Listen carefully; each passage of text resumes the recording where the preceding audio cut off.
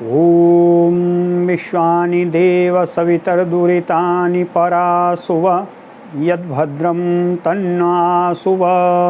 ॐ शान्ति शान्ति शान्तिः।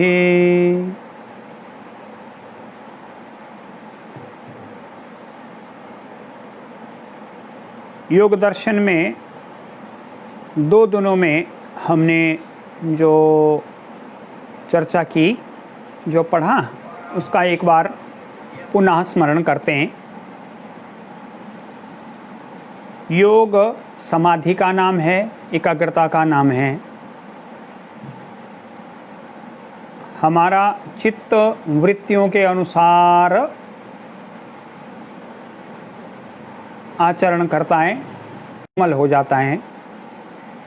वृत्तियों के बारे में चर्चा की, वृत्तियों का निरोध कैसे कैसे हो सकता है उसके बारे में हमने चर्चा की। उसी प्रसंग में कुछ उपायों के साथ में अन्य विषय भी जितना जितना उससे संबंधित थे उतने चर्चा में आए। जैसे ईश्वर के बारे में बताया, ईश्वर प्रणिधान के लाभ के बारे में बताया, प्राणायाम के बारे में हमने पढ़ा, उससे क्या होता है ये भी ध्यान में आया। ध्यान से भी मन की एकाग्रता होती है। ये सब विषय हमारे चर्चा में आए। इसके पश्चात जब चित्त की वृत्तियाँ, उनके निरोध के उपाय ये बताएं, निरुद्ध चित्त की स्थिति कैसी होती है, इसके बारे में भगवान सूत्रकार बताते। 41वां सूत्र है, क्षीण वृत्तेरभिजातस्यैव मणिर्गृहीत्री ग्रहण ग्राह्येषु तत्स्थ तदंजनता समापत्तिः। जब हमारा चित्त निरुद्ध अवस्था में आता है, चित्त वृत्तियों का निरोध हो गया, तो एक निर्मलता की स्थिति में आता है चित्त। वो चित्त कैसा बताया? अभिजात मणि की प्रकार बताया। जैसा शुद्ध मणि है, स्फटिक मणि है, इंग्लिश भाषा में उसको बोलते क्रिस्टल क्लियर, क्रिस्टल क्लियर।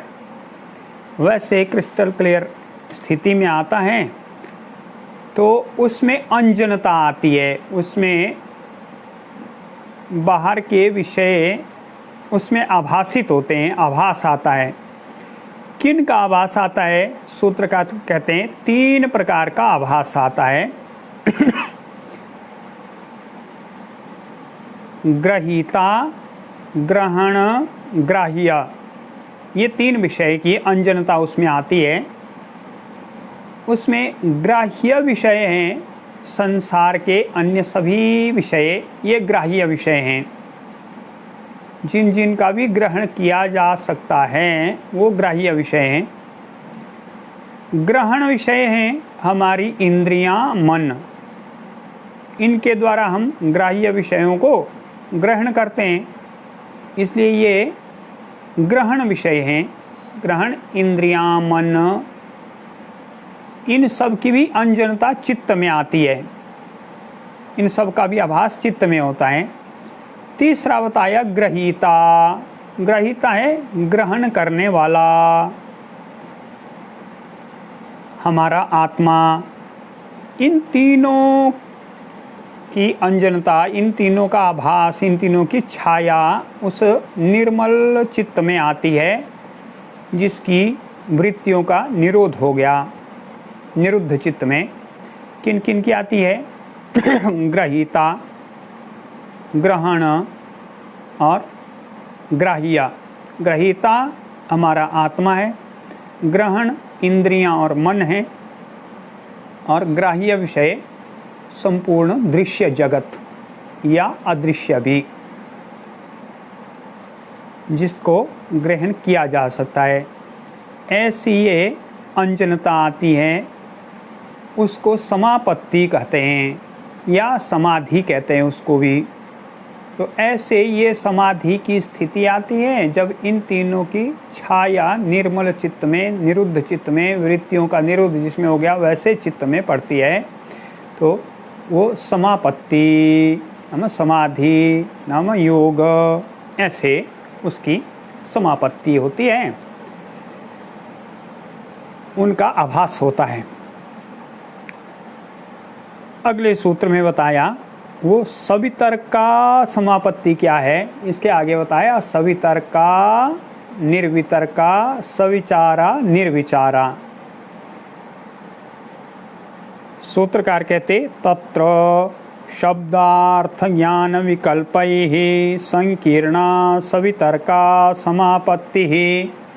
तत्र वहाँ जब ऐसा आभास होता है तो उसमें कहा उसमें से एक सवितर्क समापत्ति, सवितर्का समापत्ति अथवा सवितर्का समाधि ये कही जाती है, वो है शब्द अर्थ ज्ञान विकल्पैः संकीर्णाः। शब्द अर्थ और ज्ञान के तीनों के मिश्रण से जो उसमें तीनों का मिश्रण रहता है वो सविकल्प समापत्ति। मिश्रण कैसे रहता है? हम किसी वस्तु को जानते हैं तो उसमें उसके शब्द को जानते हैं। जैसे हमने जाना ये गौ है, गौ उसका एक शब्द है, गौ शब्द का अर्थ है, उसका अर्थ क्या? एक विशेष प्रकार का प्राणी है, 2 सींग हैं, उसके गले में गलकम्बल है, उसके एक ककुद है, पूंछ है, थन है, ये सब उसका अर्थ है। और तीसरा उसका ज्ञान है। कभी कभी जब हम गौ को देखते हैं तो उसका शब्द, गौ शब्द ये हमारे ध्यान में तो नहीं आता है, पर वो दिख रही है, इसलिए उसका हमारे चित्त में उसका ज्ञान हो जाता है, ये गौ है। पहले हमने गौ देखी है तो हम बिना देखे भी उसको याद करते हैं गौ ऐसी होती है, या हमने गौ शब्द सुना तो हमारे ध्यान में आ गया ये ऐसी होती है और ये इसका ज्ञान हो गया। तो ये कहते हैं कि जब तक शब्द अर्थ और ज्ञान का मिश्रण रहता है हमारे समाधि में, तब तक वो सवितर्क समापत्ति है। किसी वस्तु के शब्द अर्थ और ज्ञान का मिश्रण उसमें रहता है, संकीर्णता रहती है, तो ये सवितर्क समापत्ति है। अगले सूत्र में कहा स्मृति परिशुद्धौ स्वरूप शून्येवार्थ मात्र निर्भासा निर्वितर्का। जब स्मृति परिशुद्ध होती है, स्मृति परिशुद्ध कैसी? पुनः पुनः हमने शब्द अर्थ ज्ञान ये होता ज्ञान किया तो एक ऐसी अवस्था आती है तो हमारी स्मृति पूर्णतया परिशुद्ध होती है। इसलिए हमें शब्द का भी अर्थ का भी उसमें यदि ज्ञान नहीं रहता है, उतने से भी आगे हम बढ़ जाते हैं, तो केवल उसके स्मृति मात्र से हमारे सामने वो विषय स्पष्ट होता है। तो कहते हैं ये स्थिति स्वरूप शून्य एव, यहाँ से भी आगे उसके स्वरूप की शून्यता की स्थिति में भी आती है, केवल उसका अर्थमात्र निर्भास होता है, वो स्थिति निर्वितर्क समाधि है, निर्वितर्का समापत्ति। ये सवितर्का निर्वितर्का स्थूल विषय में जब समापत्ति होती है, आरंभ में हमने पढ़ा 4 प्रकार की समाधि, ये सवितर्क समाधि, वितर्क अनुगत समाधि। वितर्क अनुगत समाधि के भी 2 भेद बताए, सवितर्क निर्वितर्क। इसके बाद में सूक्ष्म विषय में जब हम ध्यान करते हैं तो सूक्ष्म विषय में जो विचार के विषय हैं, क्या विचार के विषय हैं? हमारी मूल इंद्रियां, पंच तन्मात्राणी, तन्मात्राएं, इन सब में जब हम संयम करते हैं, समाधि करते हैं, तो ये सविचार कही, विचार पूर्वक जब ये सविचार समाधि भी सूक्ष्म विषयों में विचार पूर्वक जिनका हमें मनन करना पड़ता है, ऐसे विषयों में स्थूल विषयों से सूक्ष्म विषय में आते हैं, तो ये सविचार समाधि कही। जब इसमें भी शब्दार्थ ज्ञान के विकल्प से ऊपर उठते हम लोग, योगी लोग, हम लोग तो नहीं पर योगी लोग उठते हैं, तो उसको निर्विचार समाधि कहा। ऐसे 4 प्रकार के समापत्ति का या समाधि का वर्णन किया। स्थूल विषयों में करते हैं समाधि तो वितर्क सहित, उसके 2 भेद, सवितर्क का, निर्वितर्क का। सूक्ष्म विषय में करते हैं तो उसके भी 2 भेद, सविचारा निर्विचारा। ऐसे 4 प्रकार की समाधि अगले सूत्र में इसी को सूत्रकार ने संस्कृत में बताया। एतएव सविचारा निर्विचारा च सूक्ष्म विषया व्याख्याता। ये सूक्ष्म विषय का भी वर्णन सविचार निर्विचार के द्वारा हो गया। अब फिर प्रश्न आता है, नए जो जिज्ञासु हैं वो पूछते हैं ये सूक्ष्म विषय क्या होता है। तो कहा सूक्ष्म विषयत्वं चालिंग पर्यवसानम। सांख्य शास्त्र में जब हमने चर्चा की थी कि मूल प्रकृति, वहाँ से महत्तत्व, वहाँ से अहंकार, वहाँ से भूत सर्ग, इंद्रिय सर्ग, 2 प्रकार के सर्ग।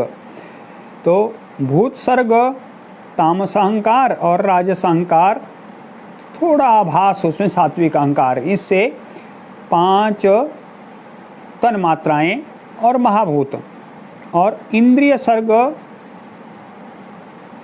सात्विक अहंकार, राजस अहंकार, कुछ आभास मात्र में तामस अहंकार, ये सब इंद्रियां और मन इनसे बने। तो स्थूल विषय तो 5 महाभूत हुए, सूक्ष्म विषय 5 तन्मात्राएं, 5 कर्मेंद्रियां, 5 ज्ञानेंद्रियां, मन। ये सूक्ष्मता का एक स्तर। उससे अधिक सूक्ष्म इनका कारण अहंकार, वो इससे सूक्ष्म है। उससे भी अधिक सूक्ष्म अहंकार का भी जो कारण है वो महत्तत्व, उससे भी अधिक सूक्ष्म जो महत्तत्व का भी कारण है वो मूल प्रकृति, अलिंग। उसको कहा अलिंग। लिंग मतलब जिसका लय हो जाता है, जो विलीन हो जाता है, वो लिंग। तो जब प्रतिसर्ग होता है, प्रलय की स्थिति आती है, तो स्थूल महाभूत अपने 5 तन्मात्राओं में लीन हो जाते हैं। हमारी ज्ञान इंद्रियां, कर्मेंद्रियां अहंकार में लीन हो जाती है, 5 तन्मात्राएं अहंकार में लीन हो जाती है, अहंकार महत्तत्व में लीन हो जाता है, महत्तत्व प्रकृति में लीन हो जाता है, प्रकृति किसी में लीन नहीं होती है, वो अपने में बनी रहती है प्रकृति, इसलिए उसको अलिंग कहा। तो सूक्ष्म विषय अलिंग पर्यंतम, ऐसे बताया। प्रकृति तक सूक्ष्म विषय जाते हैं। हम स्थूल से सूक्ष्म की ओर जब बढ़ते जाते हैं तो सविचार और निर्विचार समापत्ति कही। निर्विचार विषय सूक्ष्मता की ओर बढ़ते जाते हैं। और कहाँ तक बढ़ते जाते हैं? अलिंग पर्यवसानम, मूल प्रकृति तक, जिसके बाद में उसका कहीं लय नहीं हो जाता, वो वहीं रहती है, उसका लय कहीं नहीं होता है, तो इसलिए उसको कहा अलिंग। ऐसे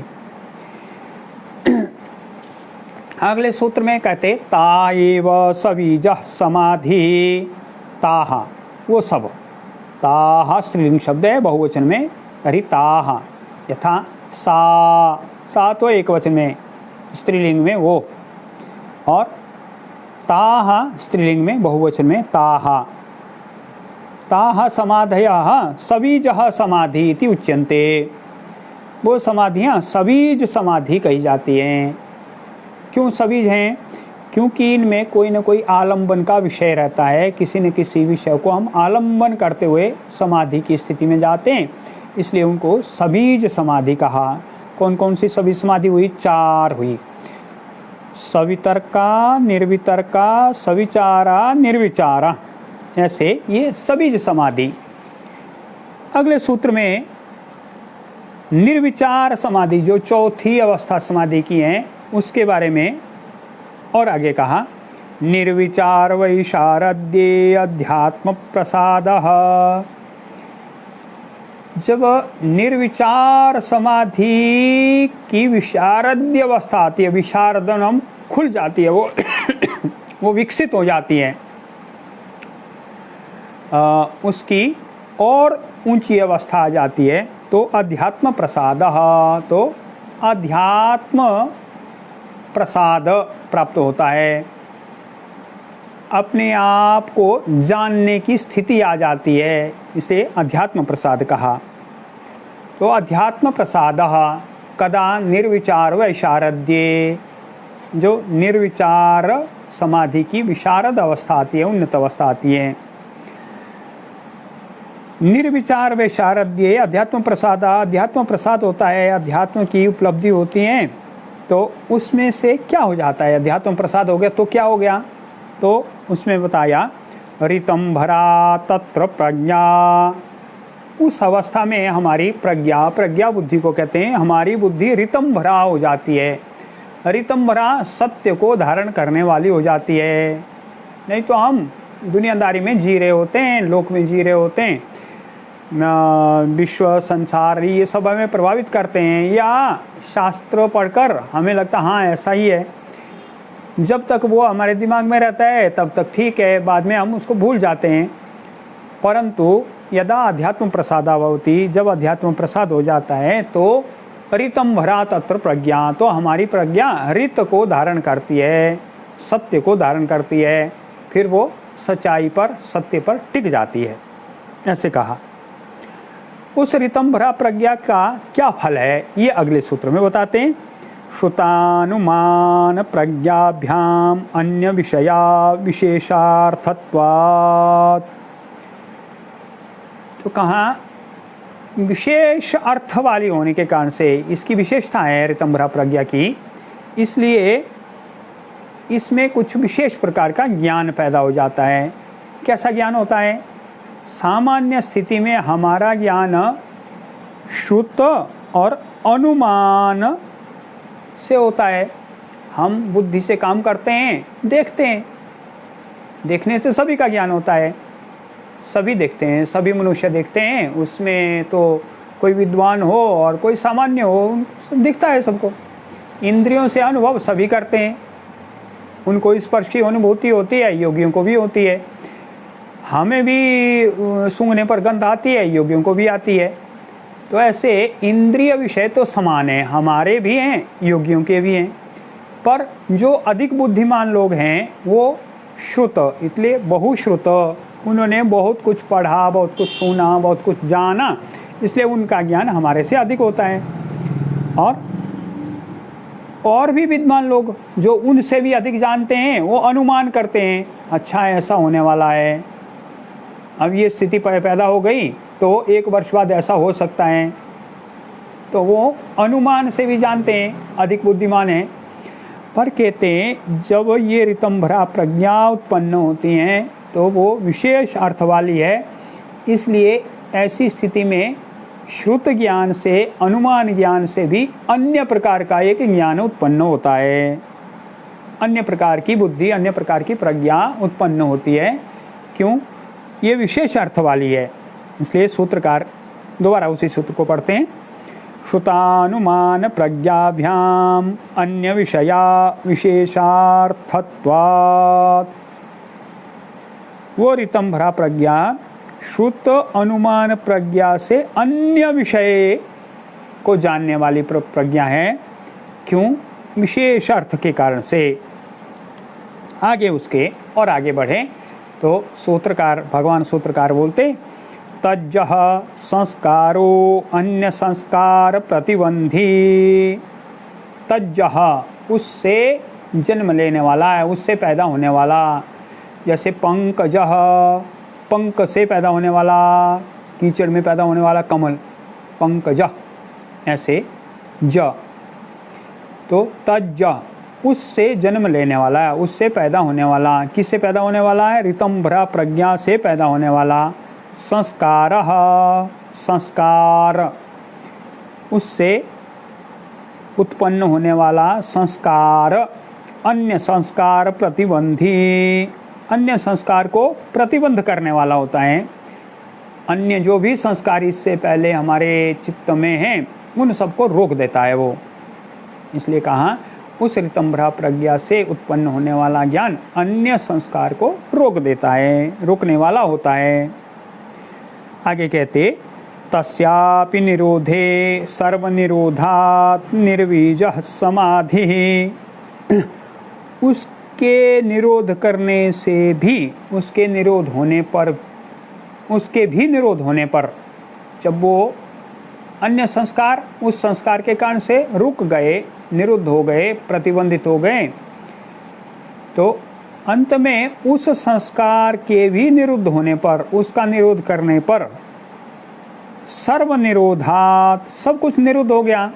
पहले वाले संस्कार भी निरुद्ध हो गए, ये जो संस्कार नया पैदा हुआ था उनको रोकने वाला ये भी हट गया।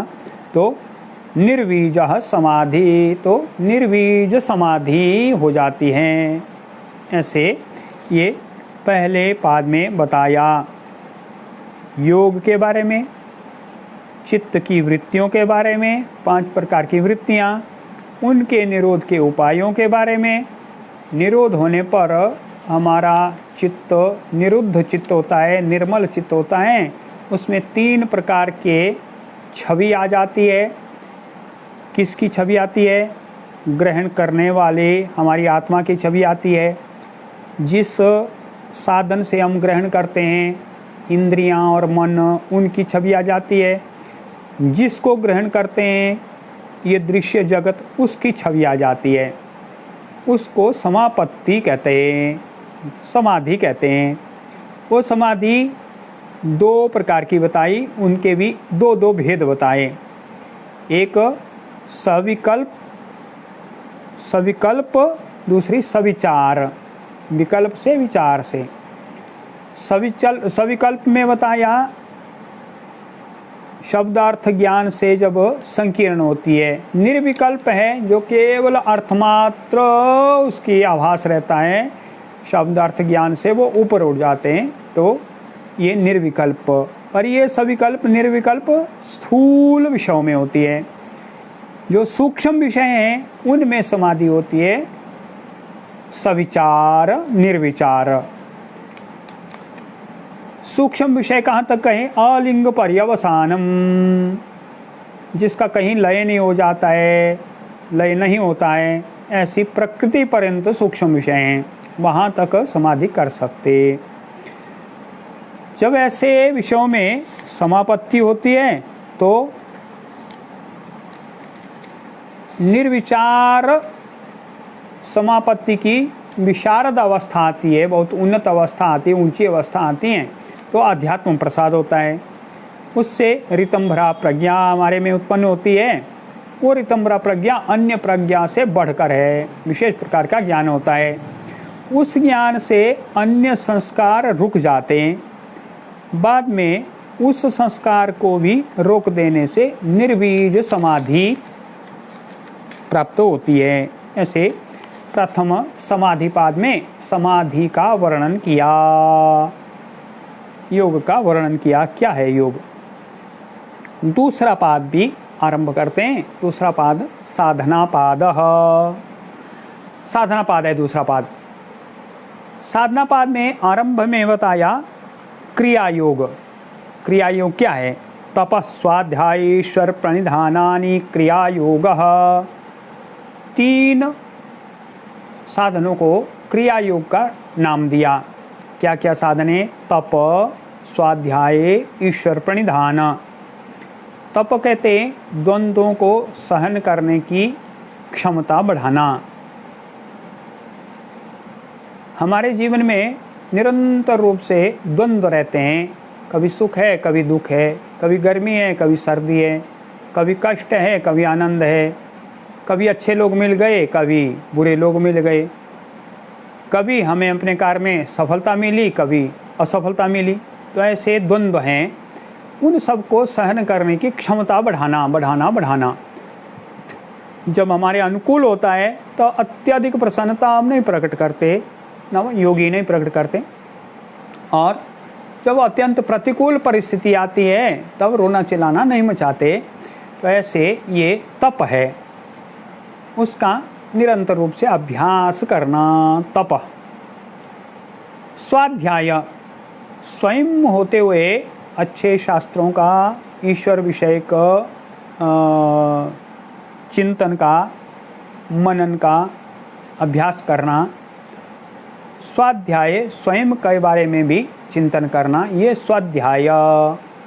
और ईश्वर प्रणिधान, ईश्वर शरणागति, हमें सफलता मिलती है तब भी ईश्वर के कारण से मिलती है, असफलता मिलती है ईश्वर का ही कोई विशेष प्रयोजन होगा जिससे हमें असफलता मिली, आगे से हमें और संभलने का अवसर दिया। ऐसे ईश्वर प्रणिधान करते हैं।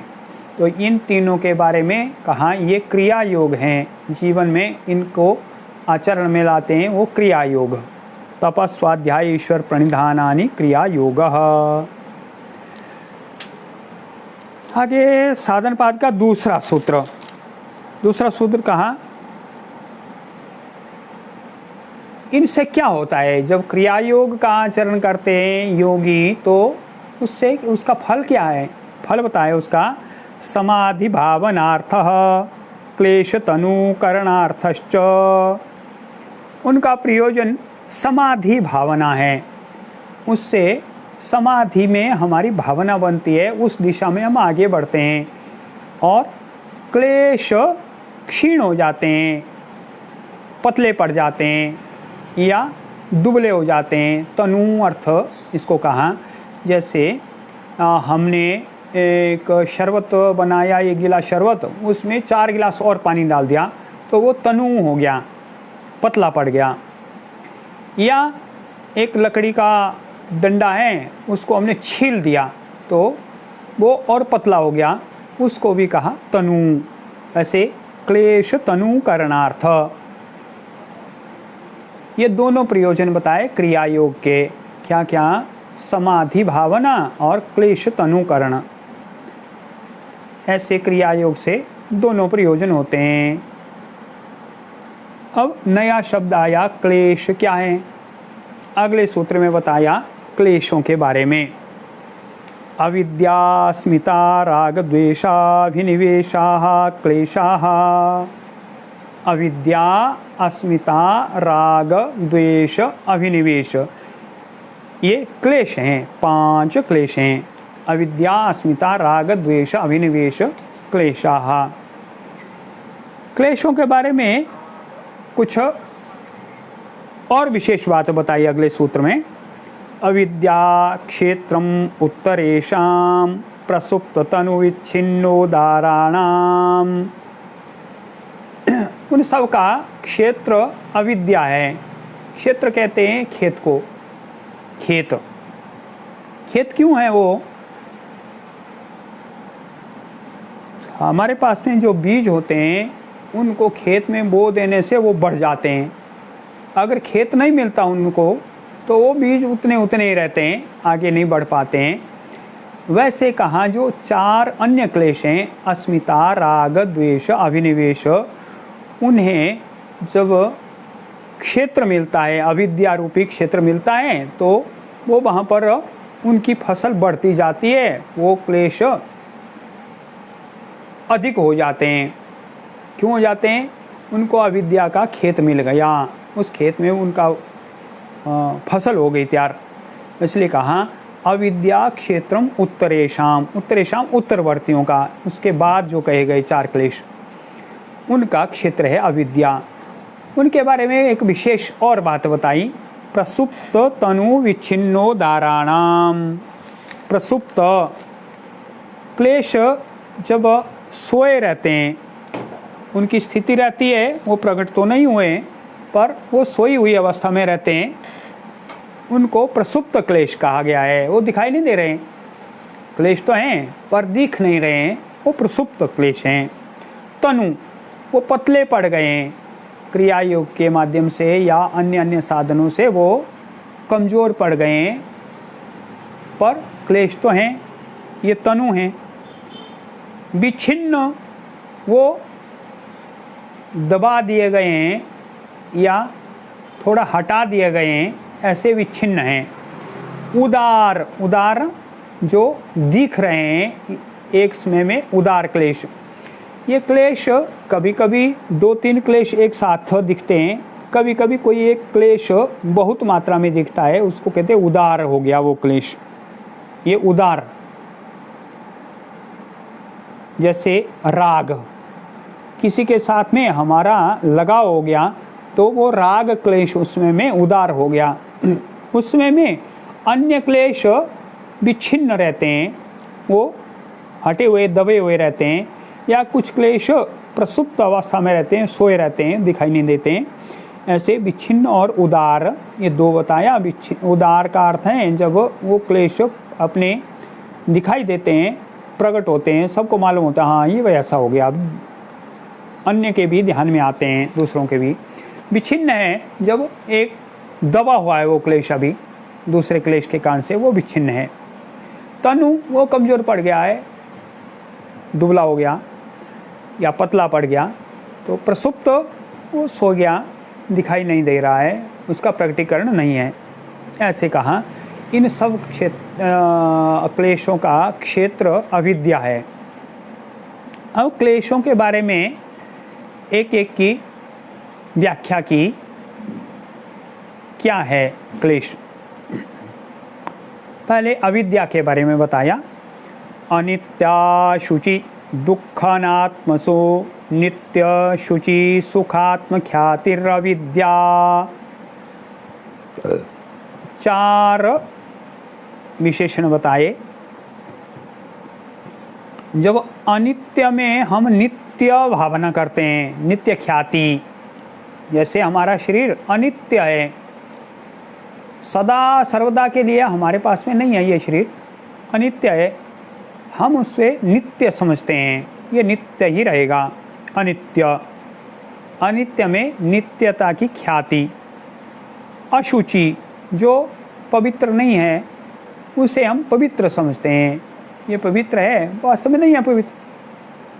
दुख, जो दुख देने वाली हैं वस्तुएं, उसमें हम सोचते हैं ये सुख देने वाली हैं, वास्तव में दुख देने वाली हैं, पर हमें लगता है ये सुख देने वाली हैं। हम खूब मीठा खाते रहते हैं, बाद में शुगर हो जाती है, डायबिटीज़ हो जाती है, तो वो दुख देता है। तो ऐसे दुख देने वाले में हम सुख देखते हैं।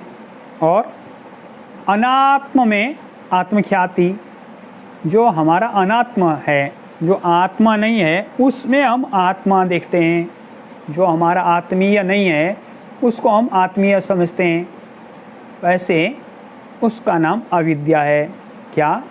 अनित्य, अशुचि, दुखदायक अनात्म तत्व में हम नित्य, शुचि, सुखदायक और आत्मख्याति करते हैं, उसका नाम अविद्या है।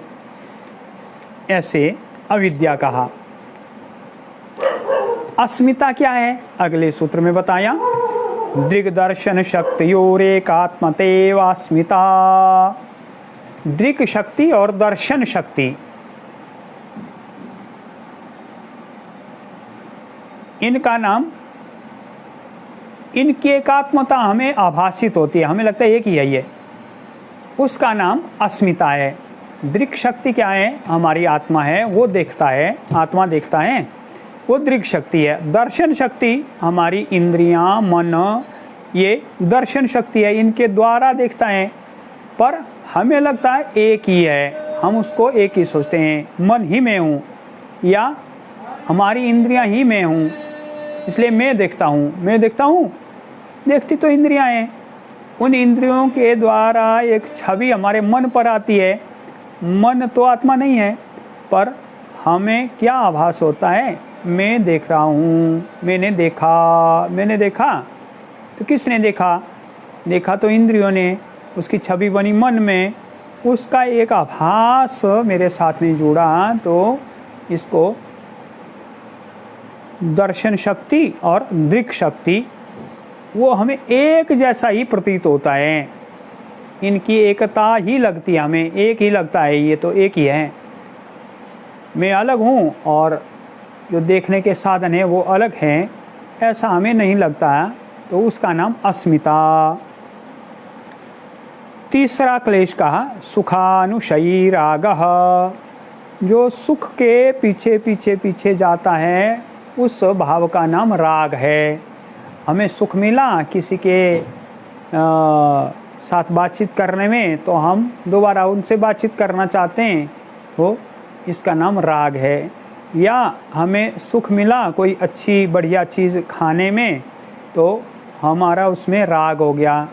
या हमें सुख मिला गर्मियों में अच्छे ठंडे ठंडे कमरे में रहने से, तो हमारी इच्छा वहीं रहने की होती है, तो ये सारी चीज़ राग में कहे। सुखानुशयी राग, सुख का अनुशय करता है जो भाव, वो राग है।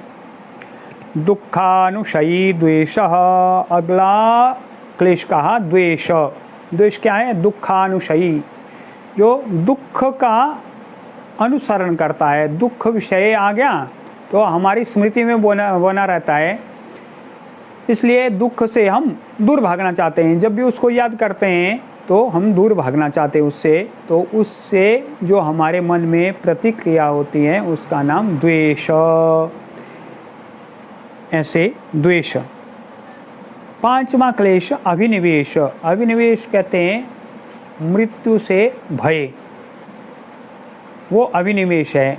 उसके बारे में कहा स्वरसवाही विदुषोऽपि तथारूढ़ो अभिनिवेशः।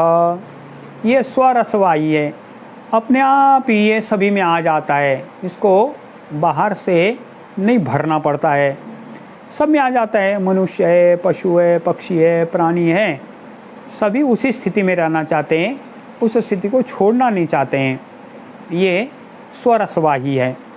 और विदुषः अपि तथारूढ़ो, योगी जब तक परम उच्च अवस्था में नहीं पहुंचता है तब तक उसमें भी, और अन्य जो विद्वान हैं जिन्होंने शास्त्र पढ़ा, बहुत सारे विषय सुने, प्रवचन किए, विद्वान हैं तत्व की दृष्टि से, तो वो सब जानते हैं, परंतु उनमें भी ये क्लेश आरूढ़ रहता है।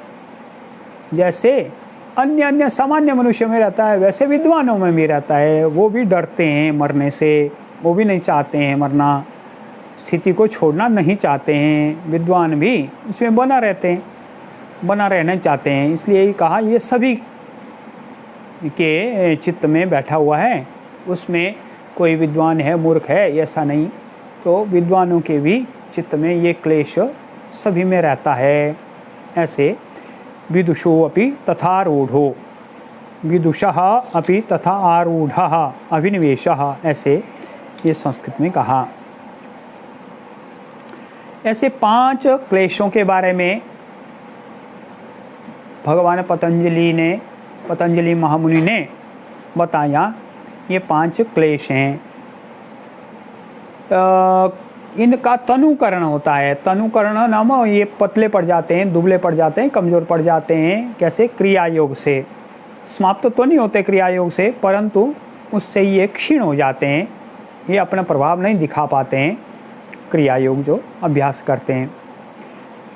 अगले सूत्र में कहा ते प्रतिप्रसव हेयाः सूक्ष्माः, ये कमज़ोर हो गए, सूक्ष्म अवस्था में पहुंच गए, बहुत थोड़ी अवस्था में रह गए निरंतर क्रिया योग से। ते प्रतिप्रसव हेयाः, जहाँ से वो निकले हैं वहीं पर उनको धकेल देना चाहिए, वो वहीं धकेलने के योग्य हैं, वहीं उसी में लीन हो जाने के योग्य हैं। प्रतिप्रसव हेयाः, उनको वहीं भेज देना चाहिए जहाँ से वो पैदा हुए। कहाँ से पैदा हुए? अविद्या से पैदा हुए चारों। अविद्या कहाँ से पैदा हुआ? अज्ञान से पैदा हुआ। तो जब ज्ञान होगा तो अविद्या समाप्त हो जाएगी। ऐसे कहा ते प्रतिप्रसव हेयाः सूक्ष्माः। और कहा ध्यान हेयास्तद्वृत्तयः, उनकी वृत्तियां जो हैं वो ध्यान के द्वारा समाप्त करने योग्य हैं। दो प्रकार की वृत्तियां रहेंगी उनकी। पहले तो स्थूल वृत्तियां रहेंगी, जब क्लेश रहेंगे तो उनकी वृत्तियां स्थूल रूप से रहेंगी, उनको भी ध्यान के द्वारा समाप्त करना। बाद में जब वो क्लेश पीछे हटेंगे तो उनका एक आभास वृत्ति रूप में रहेगा, उसको भी ध्यान के द्वारा समाप्त करना। इसलिए कहा ध्यान हेयास्तद वृत्तयः, उनकी वृत्तियां ध्यान के द्वारा हेय हैं, दूर करने योग्य हैं। हेय का अर्थ है दूर करने योग्य, जिसका हान करना है, जिसको समाप्त करना है, वो हेय।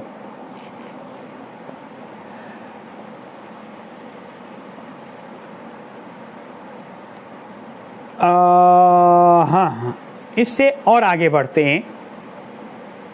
वो कहते हैं क्लेश जब तक बने रहते हैं तब तक क्या होता है। तो क्लेशों को समाप्त करने की बात कही, उनकी वृत्तियों को समाप्त करने की बात कही। जब तक क्लेशों की स्थिति है, क्लेश बने रहते हैं, तब तक हमारे कर्माशय बनता रहता है। क्या सूत्रकार ने कहा, क्लेश मूलः कर्माशयो दृष्टा दृष्ट जन्म वेदनीयः।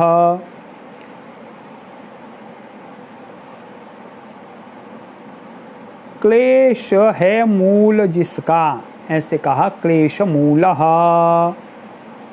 क्लेश है जिसका मूल। ऐसा कर्माशय, ऐसा होता है कर्माशय। कर्माशय क्या होता है? जिसका मूल, जिसकी जड़ क्लेश है। क्लेश है जड़ जिसकी, क्लेश है मूल जिसका। वो चीज़ क्या है? कर्माशय, वो कर्माशय है। दृष्टा दृष्ट जन्म वेदनीय, वो कर्माशय है, उसको भोगना पड़ता है। कैसे भोगना पड़ता है? दृष्ट और अदृष्ट जन्मों में। दृष्ट है जो दिखाई देता है, इस जन्म में है, हम इस जन्म में हैं तो दिख रहा है जन्म। अदृष्ट है जो नहीं दिख रहा है, उसका मालूम नहीं है कैसा होगा अगला जन्म, वो अदृष्ट जन्म है। वैसे कहा दृष्ट अदृष्ट जन्म वेदनीय। कर्माशय तो दृष्ट जन्म और अदृष्ट जन्म में भोगना पड़ता है। उस कर्माशय का मूल क्लेश हैं। कर्माशय पहले भी जब ईश्वर के बारे में चर्चा की तो कहा क्लेश कर्माशय अपरामृष्ट। क्लेश और कर्माशय से वो अपरामृष्ट हैं। कर्म कहते हैं जो भी हम कर्म करते हैं जीवन निर्वाह के लिए, प्रारब्ध कर्म का फल भोगने के लिए, वो कर्म हैं। उन कर्मों के अच्छे बुरे फल हैं विपाक। वो विपाक जब संचित रहते हैं उनका नाम आशय है। कर्म और उसका आशय, आशय उसके संस्कार हमारे चित्त में संचित रहते हैं, जन्म जन्मों तक रहते हैं। पूर्व के कर्मों के संस्कार उस चित्त में सोए पड़े रहते हैं, भंडार में रहते हैं। जैसे भंडार है उसमें बहुत सारी चीज़ें रहती हैं, तो ये कर्मों के संस्कारों का एक भंडार है आशय। तो कहते हैं उसको इस जन्म में और आने वाले जो नहीं देखे गए हैं उन जन्मों में भोगना पड़ता है ऐसे। पर उन सब का जड़ है, वो क्यों पैदा होते हैं कर्माशय? वो तो क्लेशों से पैदा होते हैं, ऐसे कहा। अगले सूत्र में इसी को आगे बढ़ाया। सति मूले तद विपाको जात्यायुर्भोगाः। सति, सति शब्द का है जिसका अस्तित्व है ऐसे में, मूले मूल में, मूल का अस्तित्व रहने तक, क्लेशों के बने रहने तक। तद विपाको, उसका विपाक होता है, उसका फल मिलता है। विपाक ना कर्मों के फल या कर्माशय के फल, उसका विपाक होता है, उसका फल मिलता है। किस रूप में मिलता है? जाति के रूप में, आयु के रूप में, भोग के रूप में। जो हम सामान्य लोक व्यवहार में सुनते हैं जाति शब्द, कोई ब्राह्मण क्षत्रिय वैश्य ऐसे जाति, वो जाति अर्थ यहाँ नहीं है। योग दर्शन में जाति का अर्थ है जन्म। तब तक जन्म लेना पड़ता है, जन्मों से मुक्ति नहीं है। कब तक? जब तक क्लेश बने रहते हैं, तब तक उनके विपाक होते हैं। क्लेश बने रहते हैं तो कर्म करते हैं उसके फल रहते हैं। कुछ तो उसी समय में उसी जन्म में हो जाते हैं, कुछ संस्कार रूप में चित्त में रहते हैं। उनका जब समय आता है उनका विपाक होता है। तो विपाक कैसे होता है ये बताया। जाति नाम जन्म के रूप में, जन्म लेना पड़ता है, अलग अलग जन्म, ऐसे जन्म के रूप में। आयु, उस जन्म के अनुसार में एक आयु निश्चित होती है, इतने वर्ष की आयु होगी उस जन्म में। और भोगाहा, उस जन्म में भोग होंगे, जो पहले हमने कर्म किए होंगे उनके भोग होंगे। यदि क्लेश बने रहे तो नए कर्मों के संस्कार भी उसमें उत्पन्न हो जाएंगे। तो ऐसे ये भोग हैं। जाति आयु भोगाहा तद विपाकः, उनका विपाक होता है। किनका? क्लेश, कर्म और आशय का। कब तक होता है? जब तक क्लेश बने रहते हैं। सति मूले, ये तब तक होता रहता है, आगे भी बढ़ता रहता है। तो ये जो जाति आयु भोग हैं उनके बारे में अगला सूत्र बताते हैं। ते ह्लाद परिताप फलाः पुण्य पुण्य हेतुत्वात्, पुण्य हेतुत्वात् ते ह्लाद परिताप फला के विपाकाः, जो कर्मों के फल हैं जाति आयु और भोग के रूप में हमें मिलते हैं, वो पुण्य अपुण्य हेतु के कारण से, हमने जो पीछे कर्म किए, कुछ पुण्य कर्म किए कुछ अपुण्य कर्म किए, जब पुण्य कर्म किए उनके कारण से ह्लाद होता है। ह्लाद मतलब प्रसन्नता होती है, हम खुश होते हैं, अच्छा ये काम हो गया तो हमारे प्रयत्न से ये हो गया, पूर्व जन्म के ये संस्कार हैं, पूर्व जन्म हमने अच्छे कर्म किए, पुण्य कार्य किए, तो ये ह्लाद फला। और अपुण्य कर्म किए, पुण्य कर्म जो नहीं है वैसे कर्म किए तो परिताप फला, तो उनसे परिताप होता है। ऐसे कहा ये विपाक जो फल हैं कर्मों के, वो जन्म के रूप में, आयु के रूप में, भोग के रूप में हमें मिलते हैं। और पुण्य कर्म और अपुण्य कर्म के कारण से वो प्रसन्नता देने वाले होते हैं, कष्ट देने वाले होते हैं। ह्लाद परिताप फला, कभी पुण्य कर्म से जो पैदा होते हैं उसके फल वो प्रसन्नता देने वाले, खुशी देने वाले होते हैं, और जो अपुण्य कर्म से हैं वो कष्ट देने वाले, परिताप देने वाले होते हैं। अगला सूत्र कहा परिणाम ताप संस्कार दुःखैर गुण वृत्ति विरोधाच दुःखमेव सर्वं विवेकिनः। हाँ, यद्यपि उसके जो कर्मों के फल हैं वो प्रसन्नता देने वाले और कष्ट देने वाले दो प्रकार के कहे। जो तो कष्ट देने वाले हैं वो तो सभी के लिए कष्ट देने वाले हैं ही, परंतु उसमें विवेकी पुरुष कहे, जिसका विवेक जागृत हो गया, जो बुद्धिमान है, उसके लिए तो जो प्रसन्नता देने वाले हैं, ह्लाद देने वाले हैं, खुशी देने वाले हैं, वो सोचता है कि ये भी परिणाम ताप और संस्कार दुख के कारण से और गुण वृत्ति के विरोध के कारण से ये सभी तो दुख ही है संसार में। कैसे दुख है? परिणाम दुख के कारण से। परिणाम, जब हमें सुख मिला तो सुख का परिणाम भी अंततोगत्वा दुख ही है। कब तक उस सुख को भोगेंगे, फिर कष्ट ही रहेगा। तो परिणाम। ताप, ये सुख हमें कब तक मिलेगा कुछ कह नहीं सकते हैं, अंत में ये सुख समाप्त हो जाएगा।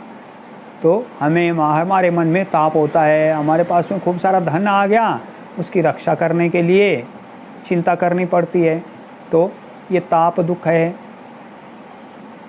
छोटे छोटे बच्चे हो गए, उनको पढ़ाई इत्यादि उनको आगे बढ़ाना, उनकी चिंता करनी पड़ती है। ताप, ऐसे ताप दुख, संस्कार दुख, जो भी हम कर्म करते हैं उसका एक संस्कार बना रहता है हमारे चित्त में, नए कर्मों के संस्कार जमा होते रहते हैं, फिर उसका परिणाम, फिर उसका अगला जन्म, ये सारे जो भी हम अच्छे भी कर्म करेंगे उसका भी संस्कार रहेगा, बुरे कर्म करेंगे उसका भी संस्कार रहेगा। ऐसे परिणाम दुख, ताप दुख, संस्कार दुख, ऐसे 3 प्रकार के दुख देखते हैं विवेकी लोग।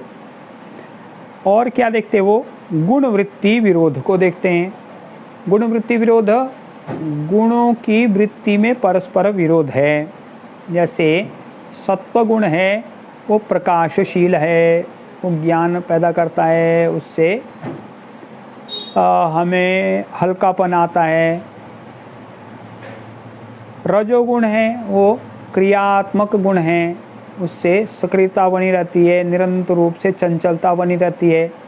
तमोगुण है वो जड़ता देने वाला है, संयमन करने वाला है, इसलिए उसके कारण से जाड्यम बना रहता है। वैसे इनकी गुणों की वृत्ति विरोधी है। एक ही वृत्ति हमें सर्वदा हमारे चित्त में रहती है ऐसा नहीं है। कभी सतोगुण प्रबल होता है, कभी तमोगुण है, कभी रजोगुण है, उनके गुण वृत्ति में विरोध आता रहता है, इसलिए ये भी कष्टकर ही है। ऐसे कहते हैं 3 प्रकार के दुख और गुण वृत्ति के विरोध के कारण से जो विवेकी लोग हैं वो सब कुछ दुख के रूप में देखता है, ऐसे दुख के रूप में। यहाँ तक हमने क्रिया योग के बारे में साधन पाद में पढ़ा, उसको एक बार पुनः स्मरण करते हैं, एक बार देखते हैं क्रिया योग क्या। तप स्वाध्याय ईश्वर प्रणिधानानि क्रिया योग। तप, स्वाध्याय और ईश्वर प्रणिधान क्रिया योग है, उसका नाम क्रिया योग बताया। निरंतर रूप से हमें कुछ न कुछ करते रहना होता है, तो ये सर्वदा करने योग्य है क्रिया योग। क्रिया योग के अभ्यास से समाधि में हमारी भावना बनती है, हमारे समाधि के लिए हमारी मानसिक तैयारी हो जाती है, उस दिशा में बढ़ते हैं और हमारे क्लेश हैं वो पतले पड़ जाते हैं, वो क्षीण हो जाते हैं।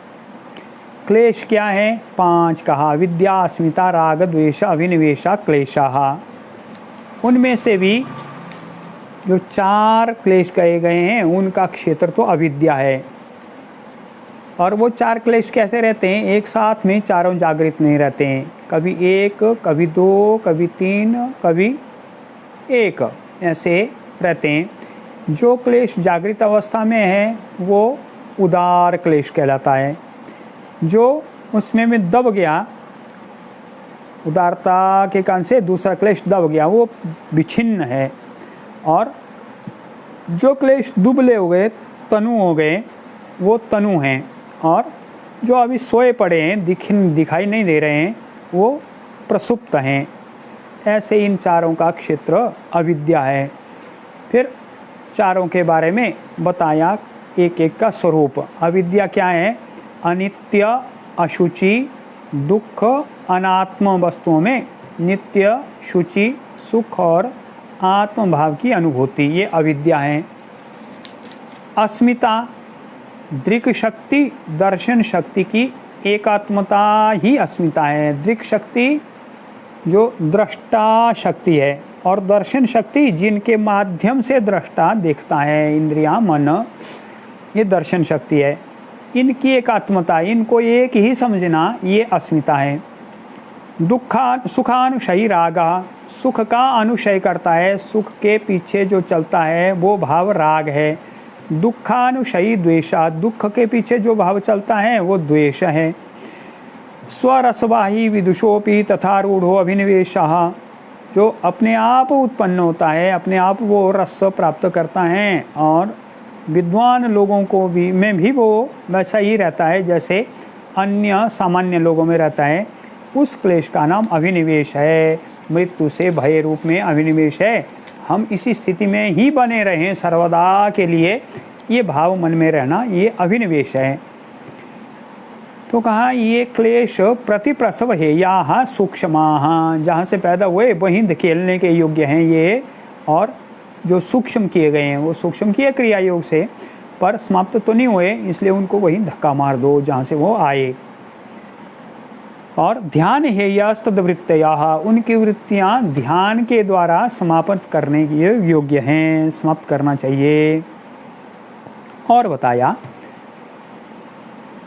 कर्माशय के बारे में बताया, वो क्लेश मूल हैं। जब तक क्लेश बने रहते हैं, क्लेश मूलः, क्लेश है मूल जिसका, ऐसा कर्माशय होता है। वो दृष्टा दृष्ट जन्म वेदनीय, दृष्ट जन्म में और अदृष्ट जन्म में उसको भोगना होता है, भोगना पड़ता है। दृष्ट जन्म जो दिखाई दे रहा है, हम इस जन्म में हैं। अदृष्ट जन्म जो किसी ने देखा नहीं है क्या होगा, वो अदृष्ट जन्म। उन सब में जो कर्माशय है उनको भोगना पड़ता है। वो कर्माशय कहाँ पैदा होते हैं, कहाँ से पैदा होते हैं? जहाँ क्लेश रहते हैं, क्लेश उनकी जड़ है। और सति मूले, जब तक जड़ बनी रहती है, जब तक क्लेश बने रहते हैं, तब तक उन कर्माशयों का विपाक होता है, उनका फल मिलता रहता है। कैसा फल मिलता है? जन्म के रूप में, आयु के रूप में, भोग के रूप में। और जो जाति आयु फल हैं, जन्म भोग और फल हैं, ये भोग हैं, वो अच्छे बुरे कर्मों के हिसाब से खुशी देने वाले हैं और दुख देने वाले हैं। परंतु जो विवेकी लोग हैं, बुद्धिमान लोग हैं, वो तो सबको दुख ही समझते हैं। जो दुखदायक हैं वो तो हैं ही दुखदायक। जो सुख देने वाले लगते हैं, हलाद फल वाले लगते हैं, वो भी विवेकी के लिए दुख ही हैं। क्यों दुख हैं? वो देखता है उसका परिणाम तो अच्छा नहीं, और उसका ताप उसको सर्वदा भय बना रहता है, अब तो ख़त्म हो जाएगा। जैसे कहते हैं स्वर्ग की प्राप्ति हो गई, बाद में उनको डर रहता है स्वर्ग के बाद में तो फिर दोबारा मृत्युलोक में जाना पड़ेगा। तो ये परिताप फल। और संस्कार, जो भी हम कर्म करेंगे उसके संस्कार हमारे चित्त में बनते हैं, इसलिए वो संस्कार के रूप में भी दुख ही देखता है, फिर जन्म लेना पड़ेगा। और गुण वृत्तियों में विरोध है आपस में, गुणों की वृत्तियों में 3 गुण हैं, सत्व रजस तमस, वो आपस में विरोध स्वभाव वाले हैं, इसलिए वो भी देखता है कि ये सभी एक साथ तो प्रकट नहीं होते हैं, हम अलग अलग वृत्तियों में रहते हैं। इसलिए विवेक के लोग के लिए तो सब कुछ दुख ही है। ऐसे आज यहीं तक इस विषय को विराम देते हैं। मंत्र बोलता हूँ, कल हम आगे बढ़ेंगे। सर्वे भवन्तु सुखिनः, सर्वे सन्तु निरामया, सर्वे भद्राणि पश्यन्तु, मा कश्चित् दुःखभाग् भवेत्। ओम शांति शांति शांति।